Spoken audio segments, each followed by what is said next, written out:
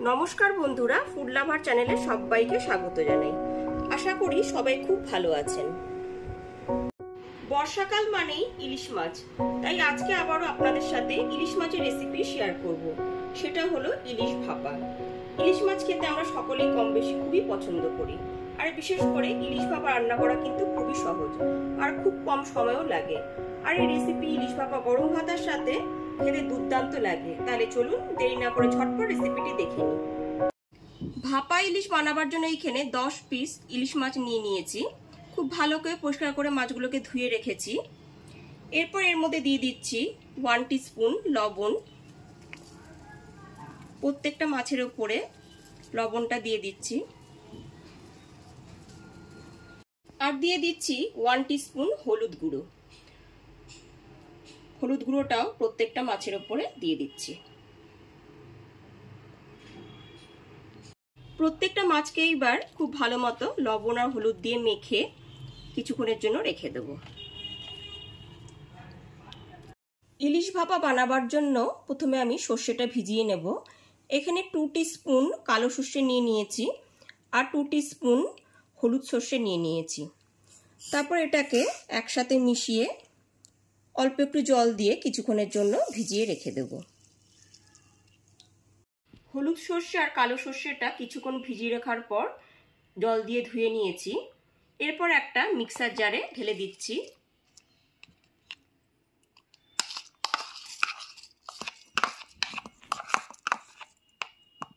Mixer জারে ঢেলে নেওয়ার পর এর মধ্যে দিয়ে দিচ্ছি 1 টিস্পুন লবণ আর দিয়ে দিচ্ছি 2টো কাঁচা লঙ্কা। ঝালটা অবশ্যই আপনারা আপনাদের স্বাদ অনুযায়ী দেবেন। সর্ষেটা বাটার সময় এইরকম লবণ আর কাঁচা লঙ্কা দিলে পরে সর্ষেটা কিন্তু পরে তেতো হয় না।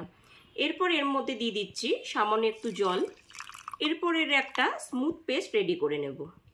এখানে মিক্সার জারে খুব সুন্দর করে সর্ষেটা বেটে নিয়েছি। এবার সর্ষেটা একটা ছাঁকনি দিয়ে ছেঁকে নেব।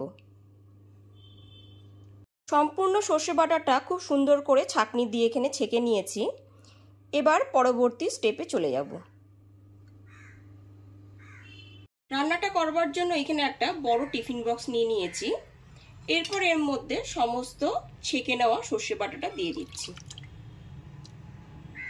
এরপর এর মধ্যে 4টে কাঁচা লঙ্কা দিয়ে দিচ্ছি। দিয়ে দিচ্ছি 1 টিস্পুন হলুদ গুঁড়ো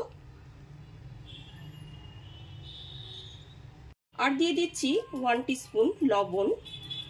ম্যারিনেশনের সময় আমি লবণটা দিয়েছিলাম। এরপর দিয়ে দিচ্ছি 1 টিস্পুন জিরের গুঁড়ো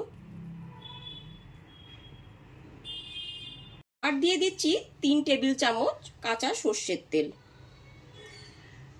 এই রান্নায় কিন্তু সর্ষের তেলটা লাগবেই।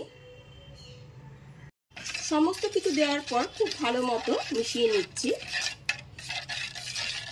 খুব ভালো মতো মিশিয়ে নেবার পর এবার লবণ আর হলুদ মাখানো মাছগুলোকে একে একে দিয়ে দিচ্ছি।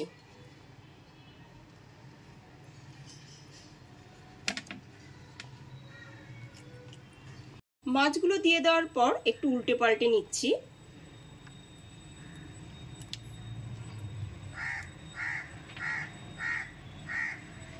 সমস্ত মাছগুলো দিয়ে দেওয়ার পর এবার একটা ঢাকনা দিয়ে ঢেকে দিচ্ছি। এইবার গ্যাসের ওপর বেশ বড় সাইজের একটা কড়াই নিয়ে নিয়েছি আর তাতে দিয়ে দিচ্ছি বেশ খানিকটা পরিমাণ জল।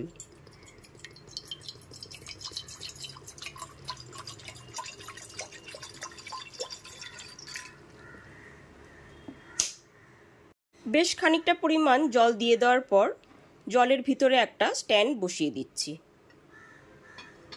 স্ট্যান্ডটা যাতে ডুবে থাকে সেই রকমই জলটা দিতে হবে। এবার গ্যাসের ফ্লেমটা অন করে দেব। এবার স্টিলের বাটিটা টিফিন বক্সটা আমি এর উপরে বসিয়ে দিচ্ছি। টিফিন বক্সটা দিয়ে দেওয়ার পর এবার একটা ঢাকনা দিয়ে ঢেকে দিচ্ছি। এখানে একটা ছিদ্র আছে, ছিদ্রটা একটা কাগজ দিয়ে বন্ধ করে দিয়েছি। এবার গ্যাসের ফ্লেমটা মিডিয়ামে রেখে 25 মিনিট ধরে মাছগুলোকে ভাপিয়ে নেব। ঠিক 25 মিনিট পরে আমি ফিরে এসেছি। এবার খুব সাবধানে ঢাকনাটা খুলে নিলাম। গ্যাসের ফ্লেমটা অফ করে দিয়ে এখনই কিন্তু আমি টিফিন বক্সটা খুলবো না। টিফিন বক্সটা কিছুক্ষণ ঠান্ডা করে নেব, তারপরে টিফিন বক্সটা খুলে নেব।